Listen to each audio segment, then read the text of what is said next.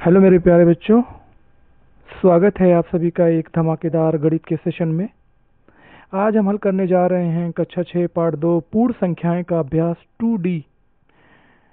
तो जल्द से तैयार हो जाइए और अपनी कॉपी पेन ले लिए बैठ जाइए आराम से, क्योंकि अब शुरू होने वाला है एक शानदार अभ्यास सेशन जिसमें होगा नया सीख और नए मज़ेदार अभ्यास। मैं हर प्रश्न को धीरे धीरे और आसान भाषा में समझाऊंगा, और जब मैं कहूँ कि वीडियो को रोक के आप नोट करिए, और जहाँ लगे आपको कि ये मुझे समझ में नहीं आ रहा है, वीडियो को बैक करके दोबारा देख सकते हैं। पूरा ध्यान दीजिए ताकि आप हर सवाल को आसानी से हल कर सकें। तो चलिए शुरू करते हैं आज का स्पेशल सेशन, जहाँ सीखना भी है और मज़ा भी।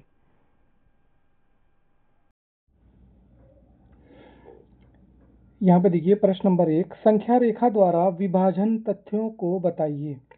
देखिए एक संख्या रेखा दी हुई है, अब इसमें बताना है कि ये कितनी बार विभाजन हुआ है। ठीक है, अभी देखिए संख्या रेखा पर 0 से कितनी संख्या हैं, 12 तक हैं। 12 तक तो संख्याएं दी हैं, लेकिन विभाजन देखिए 1 2 बार में है, 2 है, फिर यहाँ पे भी 2 है, फिर यहाँ पे भी 2 है, यहाँ पे भी 2 है। ठीक है ना, तो संख्या का गैप 2 2 का है, तो टोटल संख्या है हमारी 12, उसमें 2 2 का गैप है, तो इसमें 2 बार 2 12 में 2 का भाग करेंगे, हमारा जो परिणाम आएगा 6 आएगा।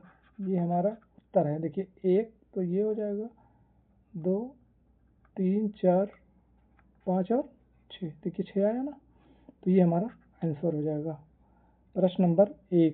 प्रश्न नंबर 2 में देखिए क्या कह रहा है, 21/3 बराबर 7 के संगत गुणात्मक तथ्य 3 गुणे 7 बराबर 21 हैं, अतः निम्नांकित तथ्यों के संगत गुणात्मक तथ्य बताइए।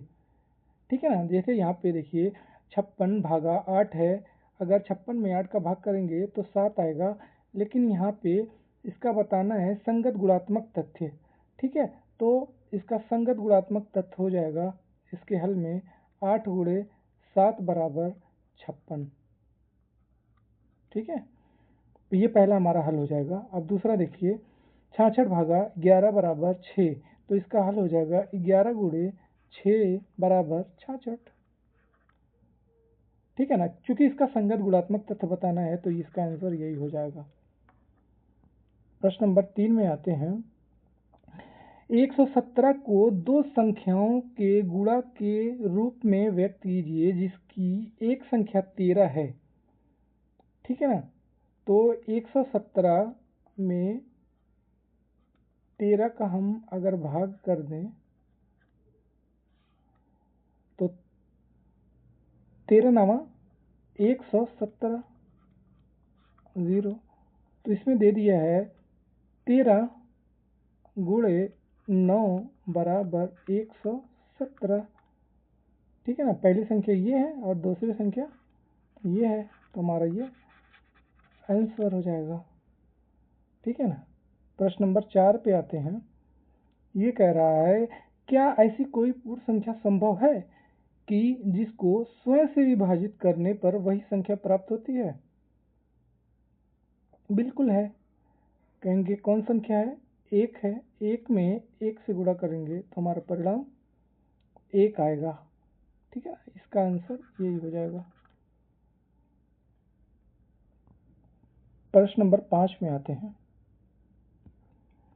क्या दो विभिन्न शून्योत्तर पूर्ण संख्याओं के लिए पहली संख्या को दूसरी संख्या से विभाजित करने पर तथा दूसरी संख्या को पहली संख्या से विभाजित करने पर समान भागफल प्राप्त होता है? तो इसका पहले देखिए उत्तर बाद में देखिएगा, पहले हम देखते हैं दो शून्योत्तर लेकर, यानी शून्य को छोड़कर दो संख्याएं लीजिए, एक लीजिए 3 और एक लीजिए 6।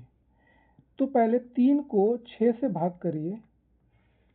3 को अगर हम 6 से भाग करेंगे तो 0.5 आएगा, और इसका संख्या पलट दें, 6/3 करेंगे तो इसका परिणाम 2 आएगा। क्या दोनों समान हैं? नहीं है, तो यहाँ पे भी इसका आंसर हो जाएगा नहीं। ठीक है ना, इसको भी आपको लिखना है, इसको पहले यहाँ पे नहीं लिख के यहाँ पे दिखा दीजिएगा इसको कि ये बराबर नहीं है। Like share and subscribe.